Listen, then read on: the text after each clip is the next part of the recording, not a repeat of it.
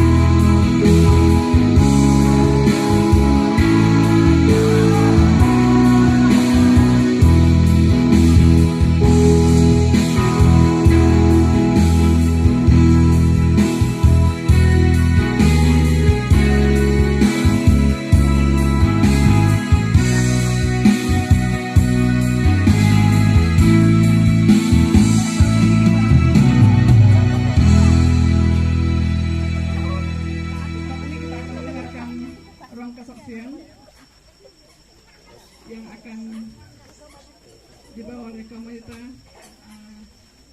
Pasakayu, dan waktu selanjutnya kami persilakan untuk memberikan kesaksiannya. Mari ibu-ibu.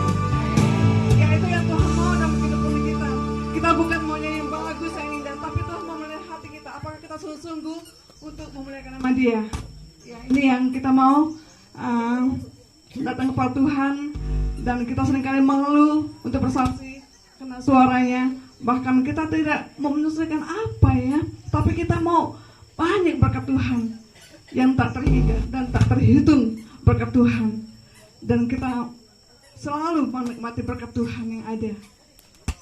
Ya, saat ini kita kembali untuk memuji Tuhan, dan kita akan, sebelum kita mendengarkan firman Tuhan yang akan disampaikan oleh hambanya, kita mempersiapkan hati kita, pikiran kita untuk datang kepada Tuhan. Bila roh Tuhan berbicara dalam kehidupan kita, dan memakai hambanya untuk menyampaikan firman Tuhan yang akan disampaikan oleh hambanya. Sebelumnya kita akan memuji Tuhan seperti rusa yang rindu, seperti rusa yang haus akan sungai.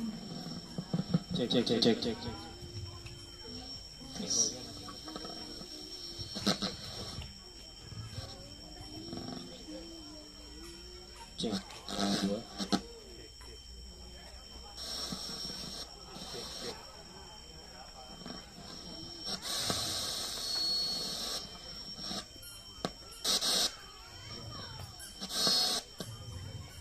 Seperti rusa yang haus, seperti rusa yang haus.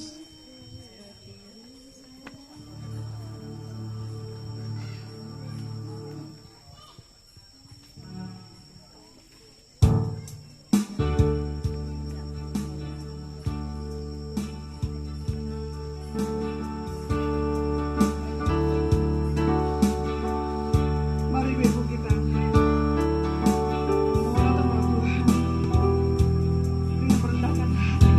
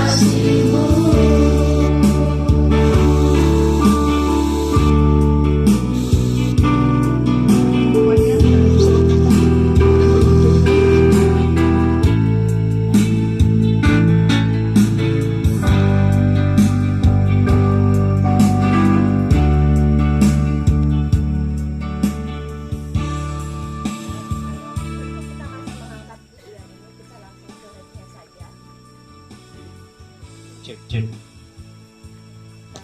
Saya undang kita semua bangkit berdiri, kita mengangkat pujian ini kembali, direknya aja.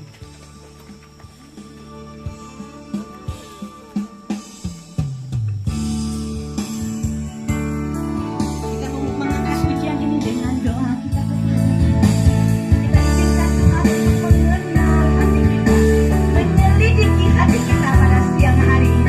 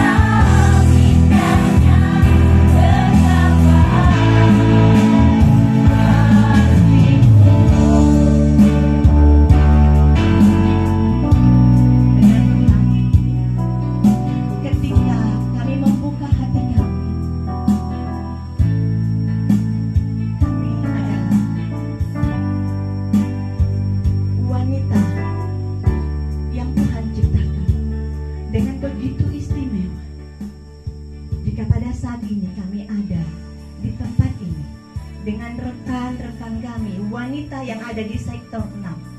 Bukan karena kami memiliki kelebihan, tapi kelebihan itu dari Tuhan, dan itu yang menyempurnakan hidup kami. Kami membuka hati untuk belajar firman-Mu, dan firman-Mu ini Tuhan akan menolong kami, menjadi kekuatan bagi kami untuk menjalani kehidupan ini. Hamba-Mu yang penuh dengan kekurangan dan keterbatasan ini, Tuhan pakai untuk menjadi saluran berkat. Hamba sadar, hamba penuh dengan keterbatasan. Tetapi kiranya keterbatasan dan kekurangan ini tidak menjadi penghalang berkat Tuhan dinyatakan pada siang ini. Berbicara kepada kami Bapa, kami siap untuk mendengar suara-Mu. Bahkan kami siap untuk menjadi pelaku firman. Di dalam nama Yesus, kami meletakkan pemberitaan firman Tuhan siang ini. Jika ada kuasa kegelapan, roh-roh jahat yang akan mencuri kemuliaan-Mu, kami hancurkan di dalam nama Yesus. Biarlah Tuhan, Engkau saja yang dipermuliakan. Haleluya. Amin. Baik, silakan duduk kembali. Ya. Shalom. Shalom. Baik, rekan-rekan yang saya kasih, ketika saya berkata shalom, rekan-rekan akan menjawab, ada damai di hatiku, dengan tangan kanannya di dada. Kemudian lihat kiri dan kanannya, ada damai di hatiku. Bisa ya? Bisa ya? Oke. Shalom, ada damai di hatiku. Shalom, ada damai di hatiku. Siapa kita? Oke, saya mau bertanya. Kalau saya bilang wanita Pibi, ibu-ibu atau rekan-rekan berkata saya istimewa. Kok saya bilang wanita Pibi, rekan-rekan akan jawab saya istimewa. Lihat lagi kiri kanannya, saya istimewa. Tapi saya bilang wanita sektor 6 luar biasa. Ya. Tadi saya bilang apa ya? Saya lupa. Siapa kita? Wanita. Siapa kita?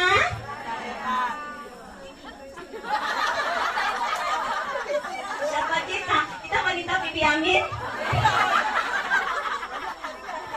Mau kita dari gereja Patok, dari Rancang, dari Serukam, dari Kanaan, dari saya coba hafal dulu.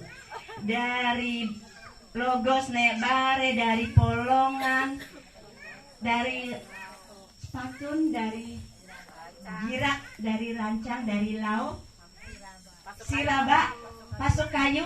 Siapa kita? Wanita pi. Siapa kita?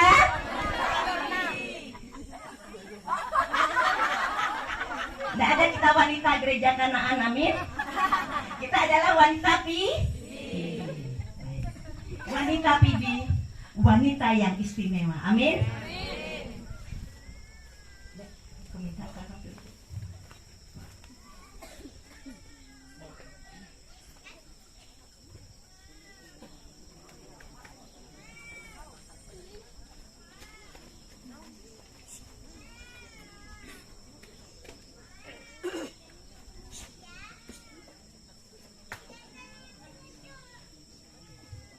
Ya, pasti kita mau datang ke sini ingin diberkati, amin.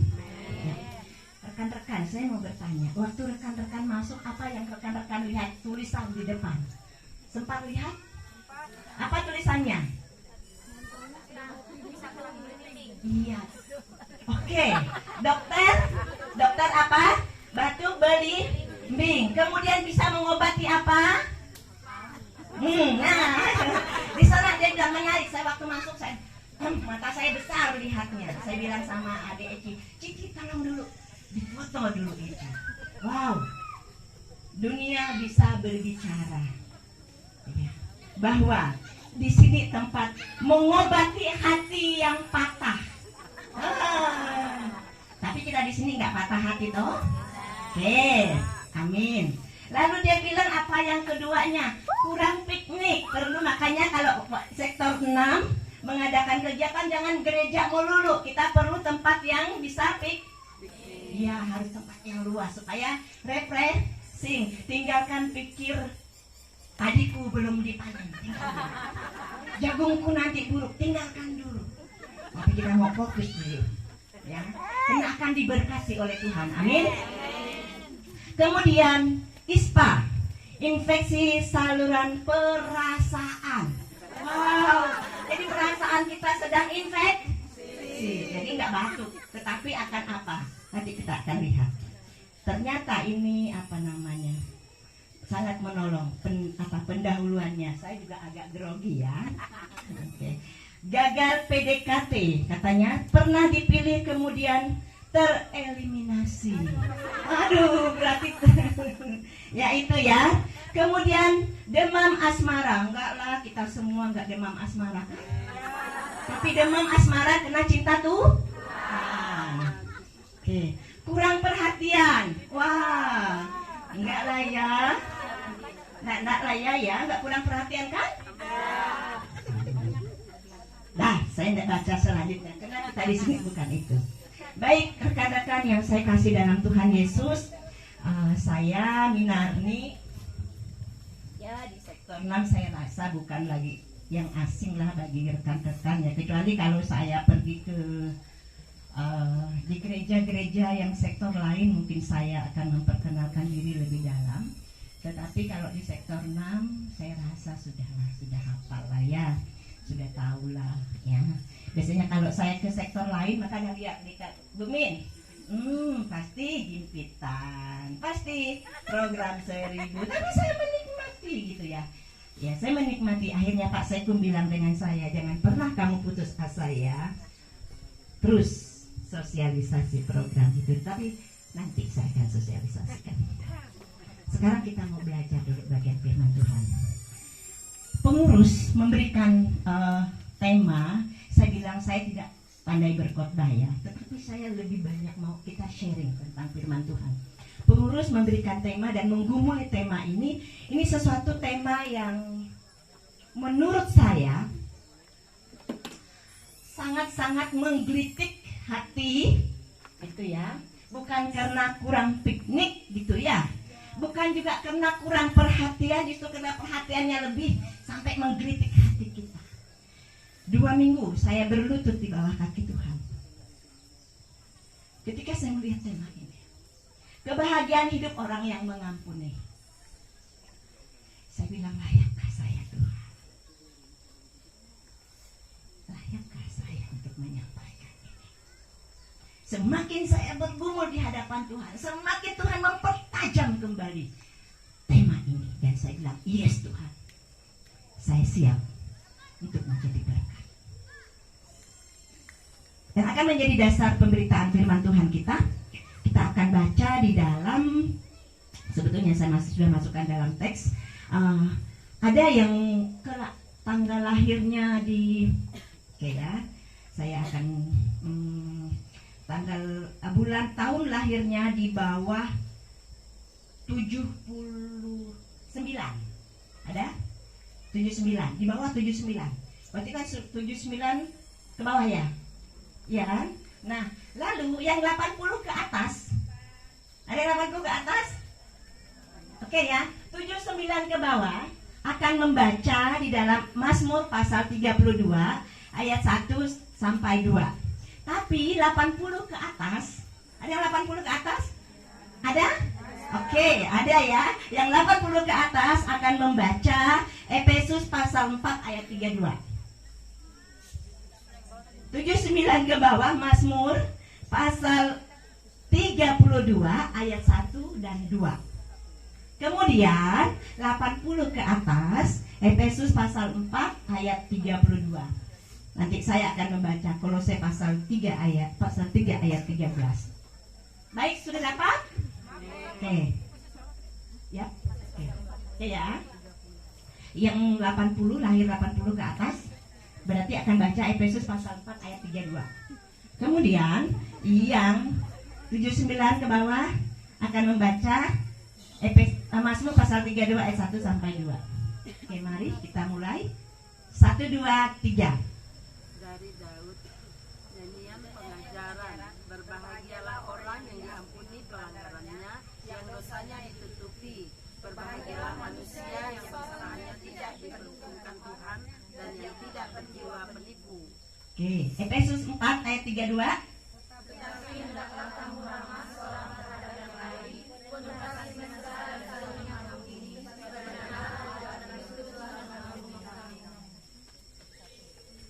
Kolose 3 ayat 13. Sabarlah kamu seorang terhadap yang lain, dan ampunilah seorang akan yang lain. Apabila yang seorang menaruh dendam terhadap yang lain, sama seperti Tuhan telah mengampuni kamu, kamu perbuatlah juga demikian. Rekan-rekan, 3 kata kunci dari ayat ini, atau 3 ayat ini gitu ya, membahas satu kata kunci di dalamnya, yaitu kita harus mengampuni. Berarti mengampuni diri sendiri dan sesama kita. Seperti siapa? Seperti siapa kata firman Tuhan? Seperti Tuhan sudah mengampuni kita. Nah, hari ini saya bilang tadi saya tidak berkhotbah, tapi saya lebih mau kita sharing saja, berdiskusi, bertanya jawab gitu ya. Nah, pertanyaan saya yang pertama adalah, rekan-rekan, apa yang ada dalam pikiran kita saat ini ketika kita mendengar kata mengampuni? Ada yang menjadi relawan mengampuni, apa yang ada di benak kita saat ini? Sedikit galau. Galau bukan kena baper ya. Galau ya. Oke. Terus apa lagi?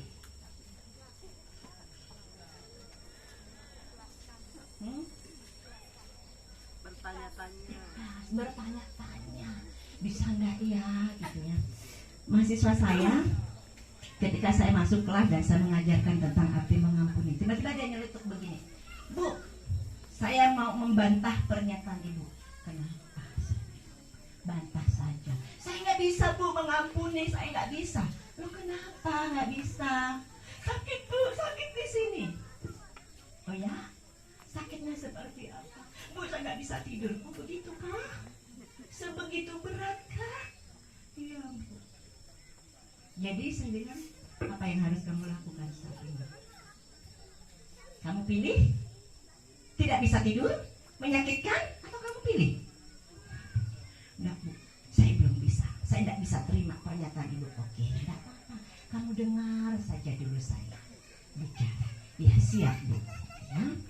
Nah, lalu pertanyaan yang kedua, apa reaksi atau respon kita jika ada seseorang melukai perasaan kita? Respon.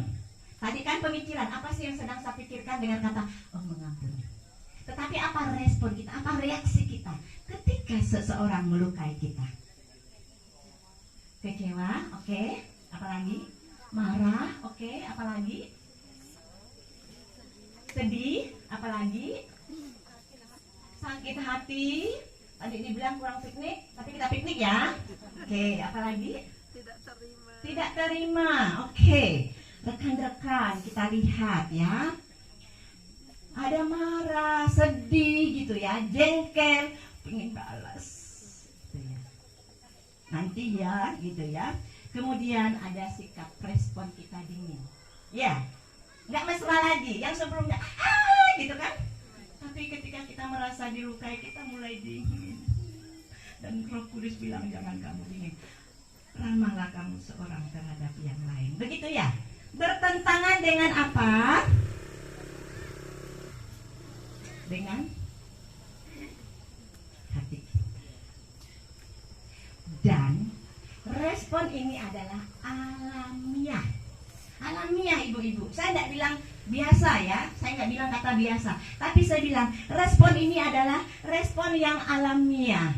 Sebagai manusia yang berdosa. Saya ini berdosa. Alamiah. Tetapi alamiah ini kudu harus supaya apa? Supaya tidak tidak apa? Lah, rekan-rekan, kalau kita lagi marah, lagi jengkel, lagi itu, muka kita kayak apa?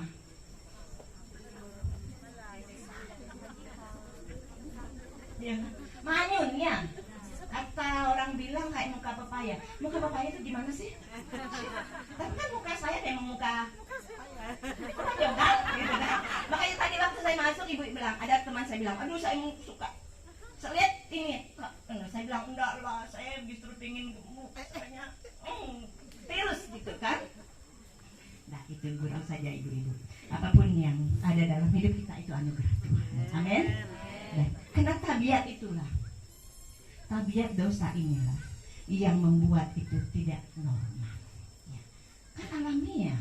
Kalau respon kita ketika kita dilukai, perasaan kita marah, jengkel, perasaan dingin. Tetapi sesuatu yang alamiah. Karena berbicara tentang tabiat. Tabiat kita adalah berdosa, gitu ya. Nah, pertanyaan yang ketiga. Apa akibat yang terjadi dalam hidup kita jika kita tidak mau mengampuni? Tadi reaksi kita, jengkel, marah, dendam, apalagi kesel. Akhirnya nggak bisa tidur, gitu ya. Bisa tidur nggak kalau kita kesal dengan orang? Nggak bisa. Nggak bisa. Saya nggak bisa tidur, menderita. Makanya nanti saya akan bilang bagaimana supaya saya bisa tidur, gitu ya. Nah, apa yang terjadi kira-kira? Menyakiti diri sendiri. Apalagi kalau kita tidak mau mengampuni, apa yang terjadi? Tidak ada ketenangan, tidak ada damai sejahtera, iya kan? Kalau kita memelihara perilaku yang tidak mau mengampuni, kita yang menderita, bukan orang lain. Kita, ya. Apa? Karena menyusahkan kita, menyakiti kita, mengancam kenyamanan. Kan kenapa saya bilang mengancam kenyamanan? Saat ketemu pasti kita ketemu kan? Ya kan? Oh, lihat mukanya. Aduh, bila perlu saya lewat jalan lain deh. Kan gak nyaman. Kenapa? Karena kita punya rasa sakit hati, gitu ya. Kemudian kita menjadi marah, ya. Kita marah, bahkan kita sampai membenci orang itu. Dan itu berefek dalam hidup kita, tidak membangun hidup kita. Bahkan kita mengancam untuk menghukum orang tersebut di dalam hati. Bahkan di hadapan Tuhan, Tuhan biarkanlah dia menderita, jadikan sesuatu terjadi dalam hidup dia. Padahal Tuhan bilang apa? Nggak boleh toh? Nggak boleh kan? Tuhan mau kita apa? Memberkati gitu ya. Tetapi karena kita lagi dongkol, karena kita tidak mau mengampuni, akhirnya kita muncullah apa? penghakiman. Ya, bahkan di depan orang lain, padahal orang lain itu nggak kenal. Karena kita sakit hati, nggak heran ya kalau orang lagi sedang sakit hati dengan kita, nggak heran dia akan ngomong ke orang lain, si anak tuh begini-begini. Padahal belum tentu. Lalu yang dengar sudah apa? Ikut kan? Akhirnya menjadilah lebar. Ujung-ujung apa? Direkonsiliasi? Belum tentu seperti itu. Kenapa? Karena kita tidak mau mengampuni. Kemudian kita penuh dengan kedongkolan, pahit hati, marah. Waduh. Lalu kita punya rencana kapan ya waktu yang tepat untuk saya membalas. Dan saya mau berkata, satu, ini semua akan mempengaruhi hidup kita. Kita kehilangan sukacita. Nggak bisa kita bilang shalom. Kenapa? Karena tidak ada sukacita. Bagaimana kita mau bilang shalom, ada damai di hatiku, kalau hati kita tidak ada sukacita? Nah, waktu saya masih kuliah, saya ngajar sekolah minggu, saya bilang begini dengan anak-anak sekolah minggu saya. Adik-adik, kalau orang melakukan kesalahan kepada kita, kita harus mengampuni ya. Lalu dia umur sekitar 15 tadi masih sekolah minggu waktu kami di sana. Waktu saya masih kuliah di semester 4. Dia angkat tangan, mbak, saya mau bilang, itu sulit, itu kan sulit saya lakukan. Iya, saya tertegun sejenak. Saya bilang, iya, betul, rekan-rekan, untuk mengampuni itu sulit. Tapi kita mau berkata, Tuhan mengizinkan kita untuk melakukan hal yang sulit itu. Harus kita lepaskan harga diri kita.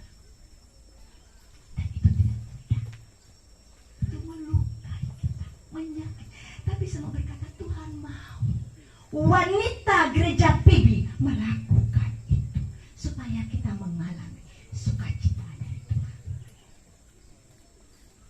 Kenapa? Karena ketika kita terus menyimpan kepahitan, kita tidak mengalami sukacita. Kebahagiaan hidup kita direnggut oleh hati yang manyun.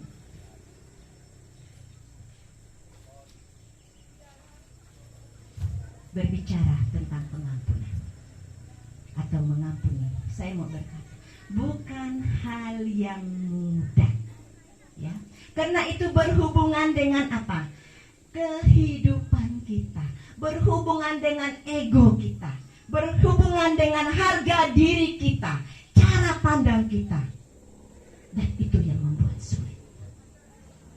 Namun apapun alasannya, saya mau berkata kepada kita semua, Tuhan mengizinkan kita, Tuhan mau kita melakukan hal yang sulit ini supaya apa? Hidup kita menjadi berkat bagi orang lain. Amin. Apapun alasannya, sesulit apapun, sepahit apapun, separah apapun luka kita, saya mau berkata, kita izinkan Tuhan. Izinkan Tuhan yang berkuasa membalut luka-luka itu sehingga kita mengalami sukacita yang daripada Tuhan. Itu sebabnya firman Tuhan berkata, ampunilah seorang akan yang lain. Ampuni seorang akan yang lain. Kadang-kadang konsep yang keliru tentang pengampunan, kita seringkali berdoa begini, Tuhan tolong saya mengampuni si A, tolong saya Tuhan. Keliru, ya. Saya bilang keliru, kenapa? Tuhan sudah tolong kok, melalui firman Tuhan, Tuhan tolong kita. Tapi yang benar adalah Tuhan saya mengampuni. Ada tindakan dari kita, mengampuni. Letakkan ego kita. Saya mau kasih pengalaman. Ketika seseorang dengan gampang begitu menyakiti dengan kata-kata, dengan sikap, bahkan ketika ketemu dia langsung buang muka seperti itu, saya merasa aduh sakit benar sebagai seorang anak Tuhan. Lalu saya bergumul di hadapan Tuhan, apa yang harus saya lakukan Tuhan? Saya bertahan dengan ego saya Saya balas, kamu buat itu, saya buat itu. Dan tidak ada jalan keluar yang baik. Semakin saya menderita, semakin saya merasa sakit. Kenapa? Karena saya bertahan dengan ego saya. Kan harga diri saya dong. Kan saya nggak salah, dia yang salah. Yang sakit saya, bukan dia. Orang yang melakukan itu biasa aja, tapi kita yang terluka. Nah, apa yang saya lakukan saat saya berdoa berlutut di bawah kaki Tuhan? Saya bilang, Tuhan, saya mau. Bukan Tuhan tolong saya, tapi Tuhan, saya mau mengampuni si A ini. Malamnya saya merasa makin gelisah. Roh Kudus semakin bekerja di hati saya, semakin gelisah. Akhirnya saya datang. Pas suami saya nggak ada, saya selalu berdoa, Tuhan izinkan suami saya jangan di rumah lah, gengsi kok saya gitu ya. Pas suami saya ikut kaum pria. Wow, ini kesempatannya menjaga saya. Kadang-kadang saya mau bilang, saya letakkan harga diri saya di bawah kaki saya. Dan itu tidak mudah bagi seorang Minarni yang jahat ini. Saya letakkan itu di bawah kaki saya. Saya bilang, Tuhan, saya mau letakkan di bawah kaki saya harga diri saya. Dan saya datang. Saya tidak bilang kamu buat ini dengan saya datang, saya peluk dia. Saya hanya bilang, ampuni saya. Ampuni saya. Maafkan saya. Maafkan saya. Meledak doa-doanya.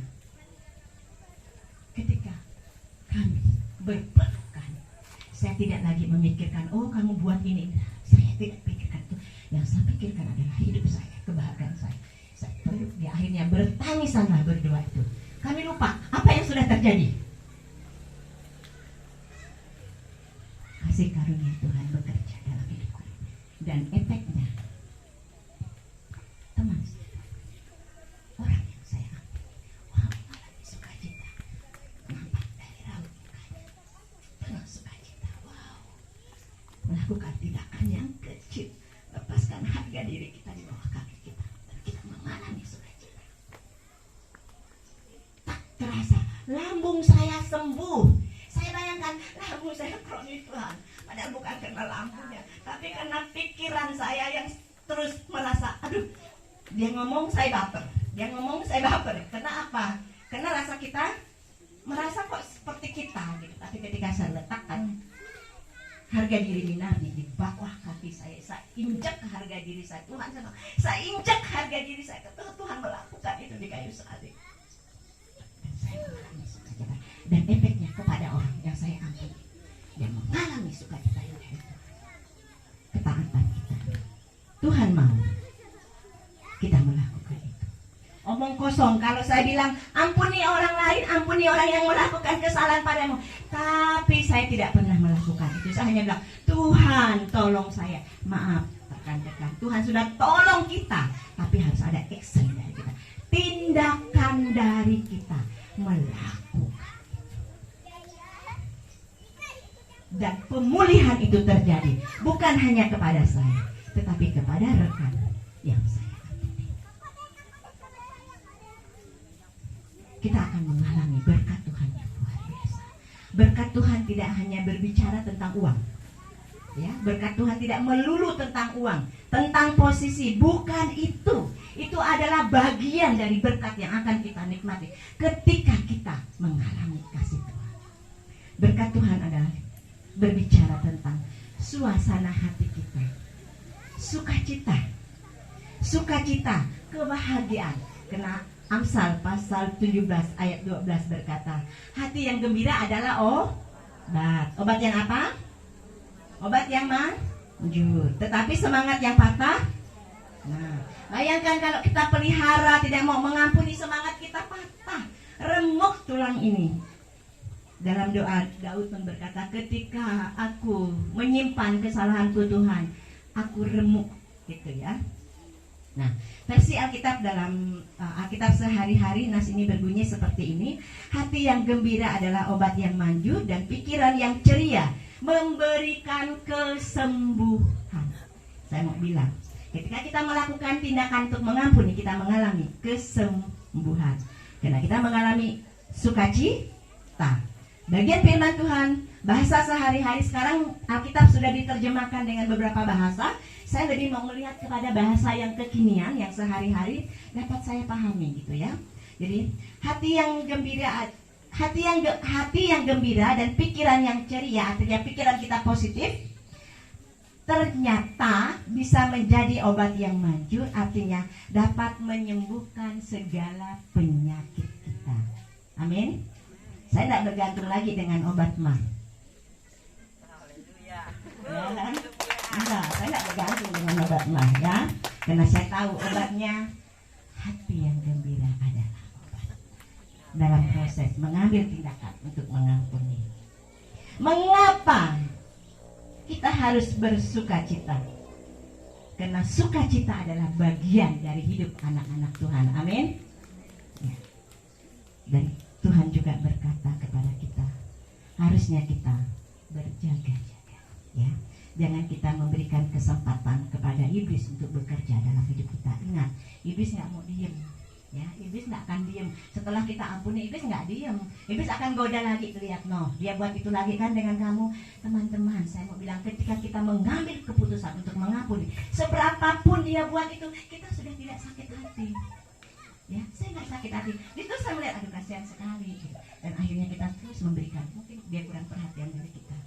Ya kan? Akhirnya saya juga bersikap adil dan memperhatikan dia, memperhatikan orang-orang yang mungkin yang memang tidak sempat saya perhatikan. Kenapa? Efeknya dalam hidup kita, ya. Jadi ketika saya mengampuni si A, bukan karena saya layak, bukan. Tapi karena Tuhan yang sudah melayakkan kita untuk mengampuni orang lain, ya. Bukan karena kita hebat, bukan. Siapa kita? Kita nggak mampu melakukan hal yang sulit itu tanpa Tuhan yang ada di hidup kita. Pertanyaannya, mana yang kita mau pilih? Memilih tetap manyun, tetap marah-marah, tetap tersinggung, dengan kita menyimpan kekesalan karena perilaku orang lain, atau kita memilih untuk melepaskan walaupun harga diri kita sepertinya rendah. Sampai ada teman saya bilang, saya tidak terima kamu lakukan itu, kamu harusnya kamu di atas kami, kenapa kamu lakukan itu? Saya nggak terima. Saya bilang, saya peluk lagi dia. Bukan persoalan terima tidak terima, ini adalah perintah Tuhan, ketaatan kita sebagai murid Kristus, kita harus melakukan. Melalui itu kita memberikan kesaksian. Itu sebabnya firman Tuhan berkata, kalau seterumu lapar, berilah dia makan. Ini bukan berbicara kasih makan jasmani, teman-teman, bukan. Tapi berikan bagian dalam hidup dia. Ketika kita bilang, saya minta ampun, jangan tunggu orang itu datang kepada kita, ya. Kita mengampuni, dan berkat Tuhan akan mengalir dalam hidup kita. Sikap hati yang tidak mau mengampuni akan menghambat berkat dalam hidup kita. Saya mau kasih contoh. Pasti rekan-rekan semua punya keran air, talang air di rumah. Kalau ada batu dalam talang itu, dia akan tersumbat. Akan susah airnya untuk mengalir ke rumah kita, ya. Saya punya rumah di Bengkayang itu, kalau dia sudah tersumbat banyak batu, banyak lumpur, kami tidak dapat air. Jadi harus saya buka dulu, buka keran, ambil lumpurnya, ambil batunya, baru airnya mengalir, gitu ya. Hidup kita seperti itu. Ketika kita menyimpan kesalahan orang lain, menyimpan kepahitan dengan orang lain, saya mau berkata, berkat Tuhan akan terhambat dalam hidup kita. Kenapa terhambat? Karena nggak bisa. Kudunya kita buang dulu. Bayangkan kita mau berdoa, Tuhan bilang, kalau kamu mau berdoa, jika kamu masih punya gitu ya, punya sesuatu dengan temanmu, kamu pergi dulu berdamai dengan orang itu supaya doamu terjawab. Berkat Tuhan, kebaikan Tuhan, kemurahan Tuhan, sukacita, damai sejahtera dari Tuhan akan mengalir dalam hidup kita. Ketika kita mau buka dulu, buka apa? Buka topeng kita, keangkuhan, kekerasan hati yang tidak mau mengampuni. Lepaskan itu, letakkan di bawah kaki Tuhan. marahnya. Tuhan, aku cabut marahku. Tuhan, aku cabut kesalku. Buang kemana? Jangan buang ke laut. Kalau buang ke laut masih kita lihat kan?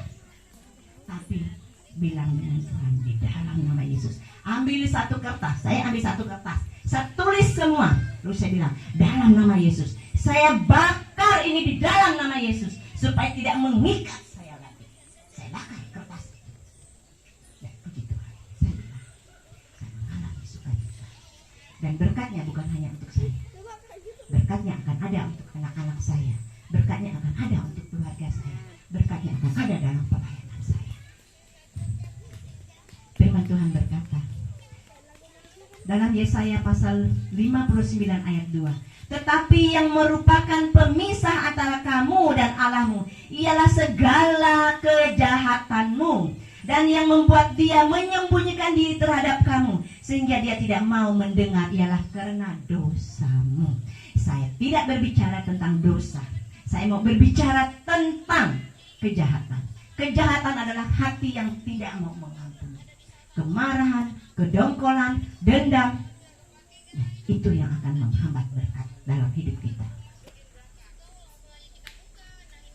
Ketika kita ingin melepaskan semuanya dalam hidup kita. Memang saya kadang-kadang secara ego saya selalu bilang, kertas yang putih jika sudah dihitamkan tidak bisa diputihkan lagi. Berbicara tentang tidak mau mengampuni. Ada teman saya bilang begitu. Saya bilang, bisa seperti itu ya? Saya bilang, di dalam Tuhan.